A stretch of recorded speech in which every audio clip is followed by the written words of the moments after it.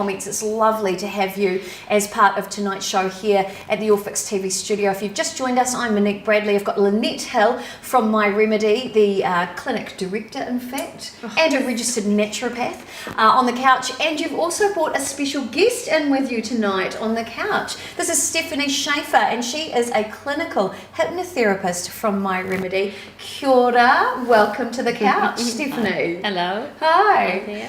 Now, tonight we are talking about the effects of stress and fatigue in our life, and it has been really apparent that this is a really big topic for so many people. I just had a very beautiful woman by the name of Sally Chapman saying that the effects of workplace bullying have really affected her when it comes to, you know, her stress levels. And I really want to talk around all those contributing factors around stress tonight, and how perhaps we can utilize the power of our mind to overcome these self-limiting blocks and really lead an optimal life again. And that's really your area of expertise, would you say? That's correct. Excellent. Yep. So Stefanie, first of all, what is hypnotherapy all about? Will you make people cluck like a chicken? Because that's the first question, you know, people ask me. Well, if they want me to, I can give it a go. But it's not the overall idea. So hypnotherapy is not used for entertainment. It's actually used for therapeutic purposes. Where people find it quite hard to make changes in their life, that's when they reach out for hypnotherapy to help them. And one of the reasons is that our willpower is only 10% of our conscious mind, what makes the changes. So 10% wanting to stop smoking, wanting to stop eating, wanting to slow down, which is hard. But 90% of us is the subconscious mind, and that's where we need to tap in, the subconscious mind. Get that one on board, make the changes is a lot easier than just having the 10% to operate from. Right, so the subconscious mind is the one that governs our autopilot, right? Yes. Is that my understanding? Yeah, that's so correct. That governs our beliefs, our behaviours, that sort of thing. So how do you get into someone's mind and actually activate that sector of their mind where they're holding these beliefs and behaviours? What's that process? Well, first of all, the client actually hypnotizes themselves. So the hypnotherapist, we're just guiding them into a really deep relaxation state. And that's a state which we refer to as the alpha state. And that alpha state allows for the subconscious mind to open up. And when we then make suggestions, positive suggestions about what changes they want in their life, the subconscious mind will listen to it and take it on board. And the subconscious mind, even though it's amazing, it can't differentiate between what is imagination and what's reality. Wow. So if you keep feeding it, then all of a sudden you change your behavior, and you're going to create a new neural pathway, which is, the one you are coming for in the first place. Wow. So, lovely Sally, who is suffering at the moment with the stress from this workplace situation. In a situation like that, where somebody has environmental issues and challenges really affecting the way they feel about themselves, can hypnotherapy potentially work for them? I think it's a good idea to give it a go, and the reason why I think that is to actually focus attention on that problem there. If she wanted to see a hypnotherapist, what we do first is having a good chat to see when did it start, what's happening, and why does that affect them so much. Is there anything in the past which has made them feel insecure, or made them experience that situation so badly? Can we give that person any anchors, any tools to take to work to then use to make them feel relaxed and let that bounce off? So again, we can change that sort of effect, bullying at work or other things. What have you change the state, and then you change the impact it has. So regardless of the stresses, so it could be financial situations, it could be weight. So my own journey of weight loss, weight gain, weight loss, weight gain has always been a huge stress in my life, especially because I live a very public life and I work in this sort of media.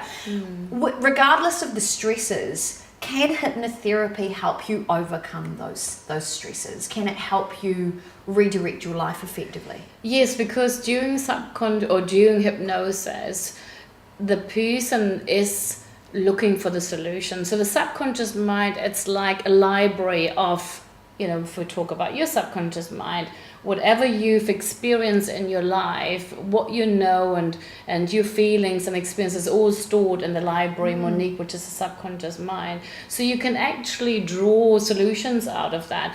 And by connecting to your subconscious mind, so you've got that body-mind connection, you might get messages out there, you might get solutions out there thinking, oh, actually, if I do this like this and this, or if I feel stressed, what else could I do instead of, smoking, or instead of drinking too much wine, what else could I actually, too much wine, rather than the hypnotherapist saying, well, this is what you should be doing, it's more like, what do you think you could do if you feel stressed, or could you take yourself away from that situation and do some breathing techniques, or jump up and down on a trampoline, or ring a friend, or what else. So the solutions are worked out really by the person. Because once... Gotcha. So almost like by reprogramming, you're not only giving them tools for coping, but it's about management. Is it what you're kind finding of saying? Different solutions as well, not going back to the old pattern. So the behavior, the neuro pathway is there. So if, for example, somebody says, when I'm stressed, I need to have a cigarette, or when I'm stressed, I need to have a wine. There's an established, wine makes me relax, or a cigarette makes me relax. These are sort of things which we've almost self-hypnotized ourselves, and creating that neural pathway. Now, if we go into hypnosis, not just during the session, but the clients will actually get a recording with them after a session to listen to, and by repeating the same thing, telling the subconscious mind in that relaxed feeling, now you're going to be a non-smoker, now you're going to see yourself choosing a healthy lifestyle, you no longer need wine, all of that. You're creating a new neural pathway. The old one, which was I needed a cigarette or a drink, or needed food for comfort, so actually got to break down, flush out, and a new one will overwrite it. Wow, that's incredible. So you can reset your whole life, can't you? Yeah, and the impression of you're losing all control with hypnotherapy is totally the opposite, because it's giving you the tools to actually take control, and when you go into that situation that might have totally turned you on your head, you're suddenly in control. And how empowering is that? It is, especially empowering. What we do use in hypnotherapy a lot, as well as NLP, neuro-linguistic programming. I was going to ask you about that. Which is really helpful, because that's, for example, we set an anchor. We set an anchor during hypnosis. If, for example, I wanted to have confidence to come onto the show tonight, I would have been nervous otherwise. I would have set an anchor, going back to a time when I felt really confident. It might have been back in my childhood when I, won something or achieved something. Go back to that moment and pick up on that feeling and locking it in. And the anchor can be like simply pressing your fingers together while you have that feeling, or just putting a pressure on your hand. And what you do in that situation, you're going to fire your anchor. You want to have that feeling of confidence. So before that show, I fired my anchor saying, what sweet, I'm going to be a confident talker, talking to you right now and feeling great. So this is a tool you can take home with you. And this is a tool whenever you want to have confidence. And ask those celebrities and those singers, and they all have their anchor. They all have something they do, some routine, some ritual, which gets them into that right zone. Tapping their leg. I'm going to watch. I'm watching for that. That's amazing. Now, a couple of questions have come in. Miranda Sophie. Hi, Miranda. Lovely to see you on the stream tonight. Said, I believe babies and young children are in alpha most of the time. They're very receptive to what's happening around them, which can start patterns for a lifetime. Is that correct? I believe that when we're younger, that we do operate from a different level, and I haven't looked into that particular one there, but just from my own experience, I think that children are a lot in tune, and because you could also, subconscious could also be a gut feeling or intuition, and I think children have that a lot. Children know straight away if they like you, if they don't like you, and they can't explain it, but with their body body language that there's something going on there. So true. And we as adults often shut that down. So, the child may have a really valid expression, and when you're told, no, that's not how we do it in society, you very quickly build layers on top of that. And you can see how quickly the subconscious gets buried in all of the rules and, because the ego overrides it often. Wow. It's like, for example, you go for a job interview and you didn't really like it there, you didn't get the right feeling, but then they tell you how much money you're going to earn, and you're like, no, actually, it wasn't that bad. And then you start, and then maybe after 3 months you think, gosh, what have I done? I should have listened to my gut feeling. Wow, that's truly amazing. Now, Andy Crawford just said, does hypnotherapy work for most people? I'm talking those open to hypnotherapy, not the naysayers. Yeah, good question, Andy. I think that if somebody decides to see a hypnotherapist, they're already buying into it. They're already, ready for it.